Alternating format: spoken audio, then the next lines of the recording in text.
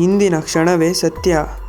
ನಾವು ಭೂತಕಾಲದ ತಪ್ಪುಗಳ ಬಗ್ಗೆ ಅಥವಾ ಭವಿಷ್ಯದ ಚಿಂತೆಯಲ್ಲಿ ಕಾಲ ಕಳೆಯುತ್ತೇವೆ.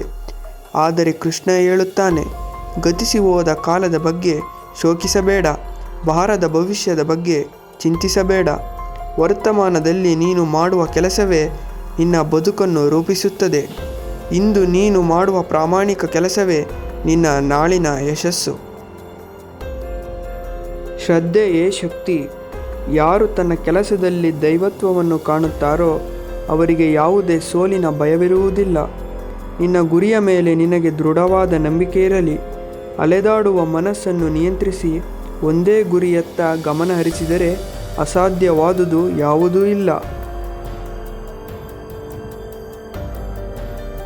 ಸುಖ ದುಃಖಗಳ ಸಮಾನತೆ. ಜೀವನದಲ್ಲಿ ಸುಖ ಬಂದಾಗ ಹಿಗ್ಗಬೇಡ, ಕಷ್ಟ ಬಂದಾಗ ಕುಗ್ಗಬೇಡ. ಚಳಿಗಾಲ ಮತ್ತು ಬೇಸಿಗೆ ಕಾಲಗಳು ಬಂದು ಹೋಗುವಂತೆ. ಜೀವನದ ಏರಿಳಿತಗಳು ಸಹಜ. ಇವೆಲ್ಲವನ್ನು ಸಮಾನಾಗಿ ಸ್ವೀಕರಿಸುವವನೇ ನಿಜವಾದ ಜ್ಞಾನಿ. ಸಮಾಧಾನವೇ ಅತ್ಯಂತ ದೊಡ್ಡ ಸಂಪತ್ತು.